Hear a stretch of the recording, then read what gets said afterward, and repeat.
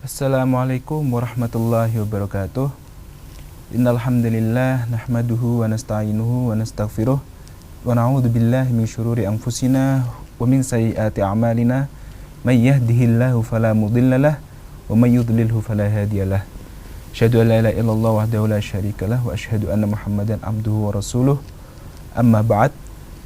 Jumpa lagi bersama kami di Mutiara Iman dengan saya Ahmad Syauqi Istiqlali yang insya Allah akan membawakan kajian dengan tema di pagi ini adalah memaknai perbedaan antara manusia sebagai bentuk rahmat Allah kepada manusia. Saudara Kompas TV, Mutiara Iman, dewasa ini kita banyak menemui fenomena di sekitar kita yang mana fenomena ini adalah hasil dari perbedaan antar manusia. Sudah terlalu banyak fenomena yang kita cerna setiap harinya. Di antaranya adalah kita melihat bagaimana perbedaan kecil dapat menjadikan friksi antar umat, friksi antar warga negara, bahkan friksi dalam kalangan kita sebagai orang mukmin. Kita melihat banyak kabar buruk di sosial media, kita melihat banyak kabar buruk di manapun. Yang menjadi concern kita adalah bagaimana hal-hal ini bisa terjadi, kemudian mengapa, apa motif dibalik terjadinya hal-hal seperti ini, dan bagaimana lantas solusi dari konflik-konflik yang terjadi ini.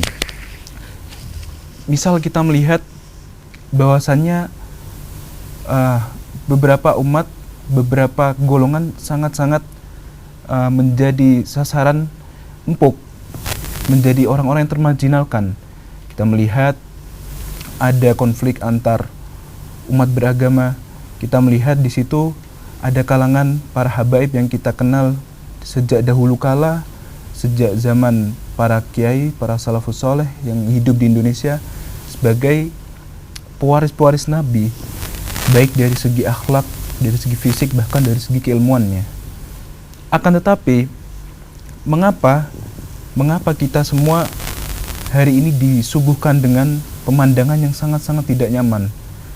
Terjadi pembongkaran makam, terjadi ujaran kebencian, entah itu di dunia nyata ataupun di dunia maya.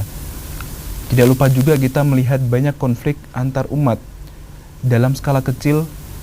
Contohnya kita ketika membuka sosial media, kita melihat di situ banyak komentar yang mengatasnamakan satu atau dua golongan tertentu, satu atau dua suku tertentu.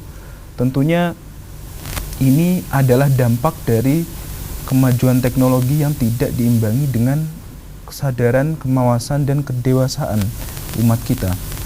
Dahulu kita berinteraksi sosial dengan secara real, kita berinteraksi sosial dengan bertemu langsung, sehingga kita dapat lebih memahami karakter sesama umat muslim, karakter sesama warga negara. Akan tetapi kita sudah memasuki babak baru dalam peradaban manusia, yaitu kemajuan pengetahuan dan teknologi. Kemudian dampak dari kemajuan ini sebetulnya memiliki beberapa dampak positif dan negatif. Di antara dampak positifnya adalah manusia dapat lebih memanfaatkan atau mengefisiensi pengetahuan, bisa mengembangkan pengetahuan, bisa mengembangkan wawasan dengan lebih optimal. Kemudian juga dapat mempermudah komunikasi antar orang, antar umat, antar golongan. Dapat mengenal perbedaan, dapat melihat macam-macam suku, macam-macam golongan yang ada di muka bumi dengan mudah tanpa kita perlu bertemu langsung. Akan tetapi ternyata dampak negatifnya pun tidak kalah banyak. Di antaranya ketika berselancar di sosial media, tentunya kita tidak pernah tahu siapa yang ada di balik kata-kata yang ditulis. Kita tidak tahu latar belakang orang yang kita sasarkan kritik-kritik buruk. Kita tidak benar-benar kenal, kita tidak benar-benar tahu ataupun pernah bertemu bahkan. Akan tetapi kita ini hidup di negara yang menganut demokrasi. Kita sebagai manusia saja sudah diberi Allah hak atau diberi kebebasan untuk bersuara. Akan tetapi miris, kebebasan bersuara ini tidak diimbangi, wahai pemirsa, dengan yang namanya kemawasan, kedewasaan, dan kebijaksanaan. Kita melihat banyak sekali ujaran kebencian, narasi-narasi kebencian, narasi-narasi yang menyudutkan, bahkan tidak jarang kita menemui yang namanya hoax, ya, dimanapun itu.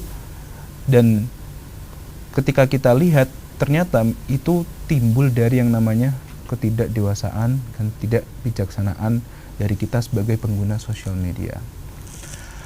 Pemirsa, saudara-saudara Kompas TV, dalam acara Mutiara Iman, jangan kemana-mana, tetaplah bersama saya setelah jeda berikut ini.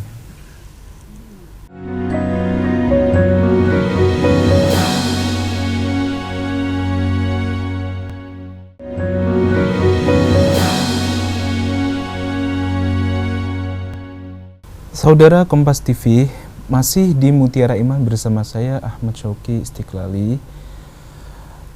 Pemirsa Kompas TV yang insya Allah dirahmati Allah, dalam program kita Mutiara Iman melanjutkan dari tema kita tadi, menanggapi dari fenomena yang ada. Setelah melihat banyaknya fenomena tersebut, lalu kita perlu mengenali dampak yang terjadi dari semua fenomena tersebut dan mengetahui akar permasalahannya. Akar permasalahan dari konflik-konflik yang ada, kemudian fenomena-fenomena yang ada di masyarakat kita, terutama di kalangan umat muslim, tidak lain adalah karena minimnya kesadaran dalam menghargai perbedaan. Yang mana padahal perbedaan itu adalah suatu bentuk rahmat dari Allah. Mengutip dari dawuh Imam Baihaqi, ikhtilafu ummati rahmatun. Kata-kata tersebut disadur oleh beliau tentunya lewat khazanah-khazanah yang telah beliau baca dalam keilmuan Islam. Ikhtilafu ummati rahmatun, perbedaan umatku, umat Nabi Muhammad adalah suatu rahmat dari Allah. Bagaimana bisa, pemirsa? Tentunya dapat kita nalar hal tersebut dengan secara simpel. Misalkan, apabila dunia ini semua memiliki profesi yang sama, bukankah ini adalah pertanda dari terbengkalainya kehidupan manusia? Andaikan semua orang memilih untuk menjadi pelajar, lantas siapa kemudian yang akan mengisi sektor-sektor yang kosong? Contohnya di sektor transportasi, sektor perdagangan, sektor pendidikan, dan lain sebagainya. Maka perbedaan ini seyogianya kita maknai sebagai bentuk rahmat Allah, sebagai bentuk saling melengkapi, dan ini adalah suatu nikmat yang besar. Dan fenomena tersebut, fenomena-fenomena yang kita saksikan di masa ini, wahai pemirsa, itu juga berdampak pada runtuhnya persatuan kita sebagai warga negara, terutama sebagai umat Islam, yang mana telah dilansir oleh beliau Sayyidina Ali radhiyallahu anhu karamallahu wajhah, bahwasannya satu kejahatan yang terorganisir bila mana dihadapkan pada beribu-ribu kebaikan yang tidak diorganisir dengan baik, maka niscaya semua kebaikan itu akan kalah dengan satu kejahatan tersebut. Meresapi dawuh dari Sayyidina Ali, meresapi kata-kata beliau, tentunya ini adalah hal yang benar. Ketika jumlah kita sebagai orang-orang baik, sebagai orang-orang Islam itu banyak, tapi apa kemudian maknanya? Kemudian apa makna dari semua itu bila tidak didukung dengan persatuan? Ketika umat Islam ini tidak dapat menghargai perbedaan, gagal memaknai perbedaan sebagai hal yang baik, maka dampaknya adalah apa? Cita-cita kita semua sebagai umat Islam, wahai pemirsa, untuk mewujudkan dunia yang lebih baik, kedepannya masa depan yang lebih baik, tentunya untuk anak cucu kita, generasi masa depan, itu juga akan terancam, tidak akan terjadi. Dampaknya adalah apa? Dari perbedaan yang tidak dapat dihargai. Kemudian termaktub dalam Al-Quran, firman Allah, Ya ayyuhalladzina amanu ijtanibu katsiran minadh-dhann inna ba'dadh-dhanni itsmun wa la tajassasu al-ayah. Kemudian ada ayat lain, ya ayyuhan nasu inna khalaqnakum min dzakarin aw untha wa ja'alnakum syu'uban wa qabaila lita'arufu inna akramakum indallahi atqakum. Ayat pertama di situ menjelaskan bahwasannya kita sebagai mukmin seyogianya tidak berprasangka buruk lebih-lebih kepada sesama mukmin. Karena sungguhnya prasangka buruk itu adalah prasangka yang tidak bisa diterima oleh kita sesama manusia dan juga tentu dinilai sebagai suatu amal buruk di mata Allah Subhanahu wa taala.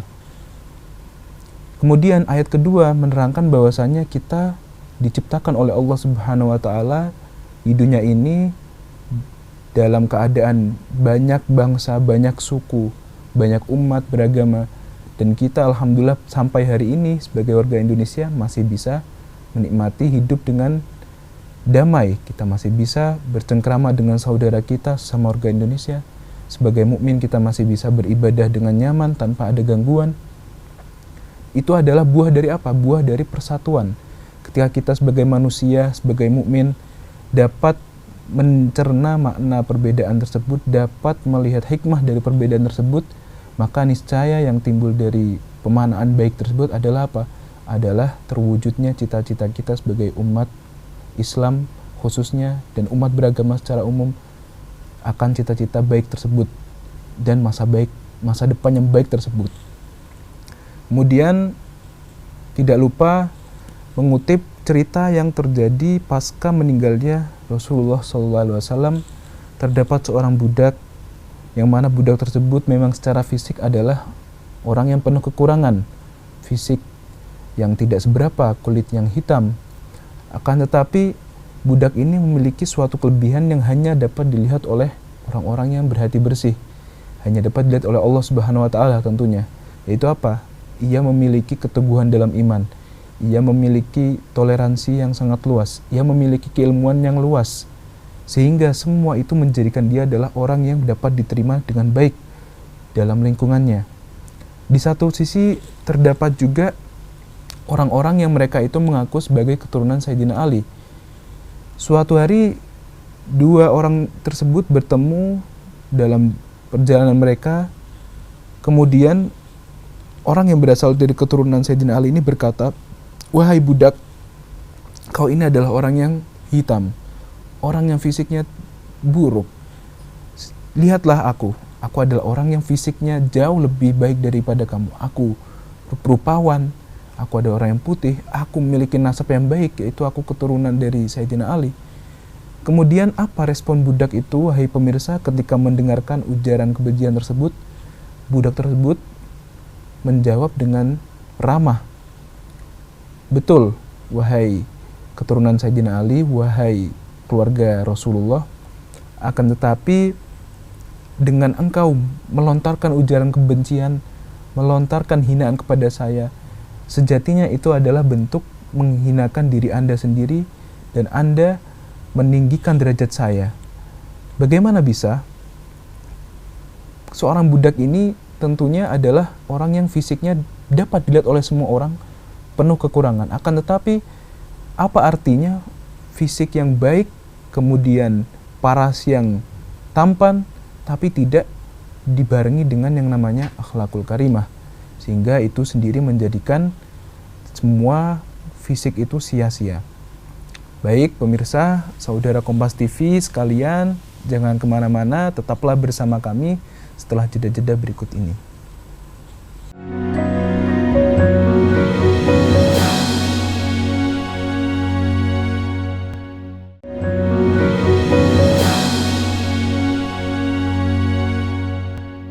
Saudara Kompas TV masih bersama kami dalam program Mutiara Iman bersama saya Ahmad Syauqi Istiqlali. Saudara sekalian, setelah kita membahas beberapa fenomena, kemudian konflik-konflik yang terjadi di negara kita, di lingkungan kita, khususnya dalam tubuh kita umat Islam, marilah kita bersama-sama untuk berkomitmen, untuk memperbaiki, untuk menjadi orang-orang yang memiliki spirit musolahah, memiliki spirit untuk mendamaikan dan memperbaiki hubungan antar sesama. Kemudian setelah mengenali dampak-dampak dari tidak menghargai perbedaan tersebut, apa yang bisa kita lakukan sebagai umat Islam? Tentunya dengan latar belakang kita masing-masing. Tentunya harapan kita adalah terciptanya masa depan yang cerah. Dalam artian, hari ini kita dapat menjalani kehidupan dengan normal. Kita dapat makan, kita dapat bekerja dengan tenang, kita dapat beribadah kepada Allah dengan tenang, kita dapat mengaji dengan tenang. Maka perlu kita jaga semua nikmat tersebut agar supaya kelak generasi selanjutnya dapat senantiasa menikmati semua kenikmatan dan privilege tersebut. Itu adalah harapan dari kami. Lantas bagaimana langkah-langkah yang dapat kita tempuh untuk terwujudnya masa depan yang baik tersebut, terwujudnya kerukunan antar umat secara umum dan kerukunan antar kita sesama muslim? Antara lain adalah sebagai orang tua, kita sepantasnya sudah menjadi kewajiban kita bahwasanya anak itu sepenuhnya adalah tanggung jawab kita sebagai orang tua. Maka dari itu, sebagai orang tua mesti kita menanamkan sedini mungkin sejak anak masih dini yang namanya akhlakul karimah. Kita ajarkan mereka etika yang baik dalam berinteraksi sosial. Kita ajarkan kepada mereka basic-basic dari agama. Kita bekali mereka dengan adab, akhlakul karimah, dan tentunya kita memberi contoh yang baik sebagai orang tua. Kemudian yang kedua adalah apa? Kita perlu untuk kembali berefleksi diri sebelum melihat kekurangan orang lain. Karena kita sebagai manusia memang tabiatnya adalah makhluk yang visual, makhluk yang cenderung menilai orang lain hanya berdasarkan dari tampakan luarnya saja. Maka kebiasaan-kebiasaan tersebut perlu untuk kita hilangkan. Dengan apa? Dengan kita memperbanyak muhasabah, memperbanyak refleksi diri, sebanyak mungkin kita mencari kekurangan diri sendiri agar supaya kita tidak disibukkan dengan menilai keburukan orang lain yang mana hanya akan berdampak pada perpecahan umat. Sebagaimana yang telah disabdakan oleh Nabi, innallaha la yanzuru ila suwarikum walakin yanzuru ila batinikum. Aw kama qala. Sabda Nabi tersebut mendorong kita untuk apa? Yang maknanya adalah sesungguhnya Allah itu tidak melihat bentuk ataupun fisik dari kita sebagai manusia, melainkan Allah itu hanya melihat hati kita. Maka sepantasnya kita sebagai manusia tidak mudah untuk menghakimi sesama, untuk memperbanyak toleransi, untuk banyak mungkin menilai diri sendiri. Dengan harapan apa? Dengan harapan supaya kita dapat menjaga kerukunan sesama muslim, sesama warga negara, sama umat antar beragama yang hidup berdampingan. Kemudian tidak lupa juga mengutip ayat, inna akramakum indallahi atqakum. Di ayat tersebut diterangkan bahwasannya orang-orang yang mulia di sisi Allah itu sesungguhnya adalah orang-orang yang memperindah batin atau memperindah dalam mereka, memperindah hati mereka, yang mereka itu sibuk untuk beribadah, sibuk untuk meningkatkan takwa, bukannya malah sibuk untuk melihat kehidupan orang lain. Sebagaimana cerita yang telah kita kutip tadi, ada seorang budak yang sangat-sangat buruk rupa, kemudian ada seorang keturunan Sayyidina Ali radhiyallahu anhu wa karramallahu wajhah yang mana adalah seorang rupawan, seorang bangsawan, seorang yang sangat-sangat indah bila dilihat secara visual. Akan tetapi yang terjadi adalah budak tersebut justru di mata Allah jauh-jauh lebih mulia ketimbang orang yang secara fisik itu memiliki banyak kelebihan.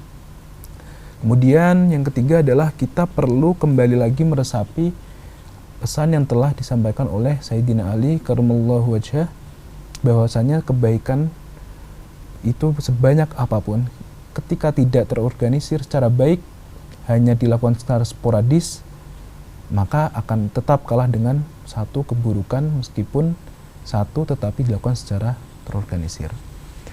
Maka kesimpulannya, wahai pemirsa Kompas TV dimanapun Anda berada, marilah kita senantiasa untuk mengingatkan sesama, menasihati sesama untuk menjaga kerukunan umat beragama, tentunya untuk umat Islam itu sendiri, sebagaimana termaktub di Al-Quran, wa tawassaw bil haqqi wa tawassaw bis sabr.